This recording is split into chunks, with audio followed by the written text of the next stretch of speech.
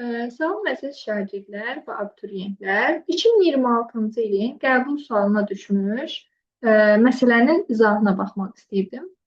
Deməli, burada cədvəl verilmişdir. DNT molekulunda, bax, molekul deyirsə, hər zaman demişəm, zəncir desə bir dənə zənciri ağlınıza gətirməlisiniz. Molekul desə bilməlisiniz ki, iki zəncirdən söhbət gedir. Azot əsaslarının əmələ gətirdiyi rabitə sayı 4400 verir. Aha, bu məsələ tipi bir qədər belə deyək də fərqli məsələ tipidir və maraqlı məsələ tipidir. Bizdən görün nədir?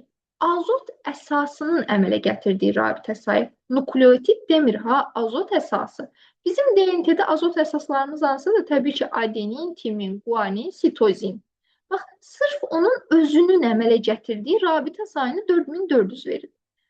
Hidrogen rabitələrin ümumi sayını verib 2400, pentozaların əmələ gətirdiyi rabitə sayını bizdən istəyir. Pentoza yəni karbohidratdan söhbət gedir. Karbohidratın əmələ gətirdiyi rabitə sayını istəyir. Birinci bu məsələni həll etmək üçün biz nəyi bilməliyik? Əgər deyirsə, azot əsasının əmələ gətirdiyi rabitə sayı, bilməliyik ki, azot əsasları, bax, fikir verin, mən burada bir nümunə kimi DNT molekulu çəkmişəm. Nümunə kimi. Bu birinci zəncir, bu da ikinci zəncir. Və zəncirdə komplementarlıq prinsipinə əsasən azot əsaslarını düzmüşəm.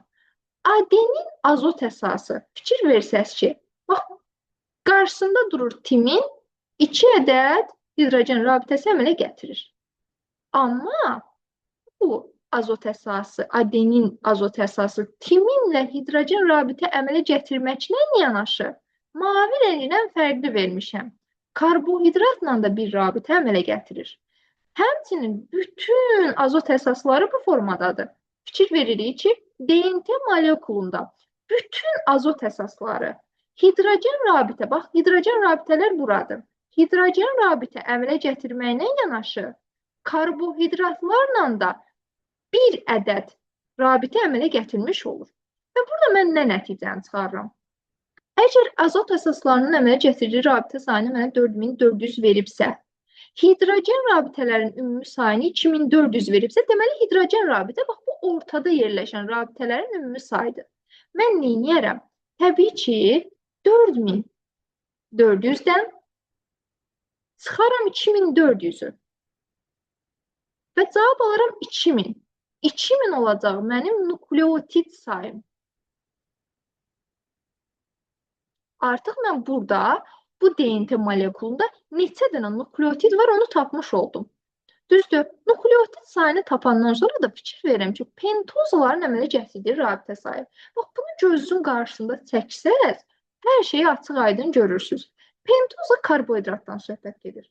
Və baxın, bu DNT molekuluna fikir versəz, görərsiniz ki, bax, bu karbohidratdır. Bir də dəqiqə işarəliyim. Bu karbohidratdır. İki rabitə əmələ gətirir. Bir də bu karbohidratdır ki, iki rabitə əmələ gətirir. Necə?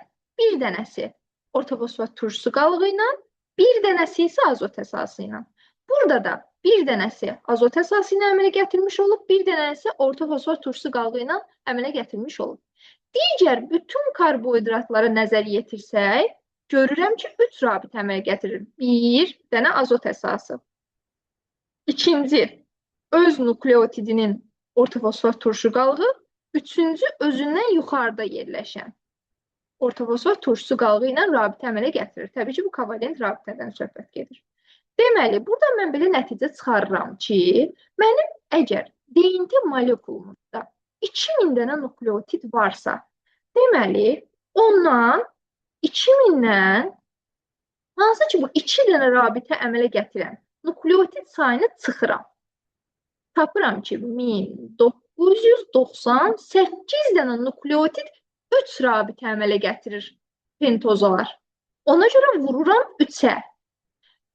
Vurandan sonra 3-ə üzərinə gəlirəm. Bax, bu 2 dənə nukleotidimdə pentozalar neçə rabitə əmələ gətirmiş olur? 2 rabitə əmələ gətirmiş olur. 2-ni də vuranda 2-yə eləyir 4.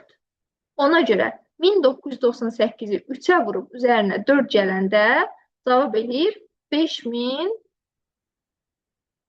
998.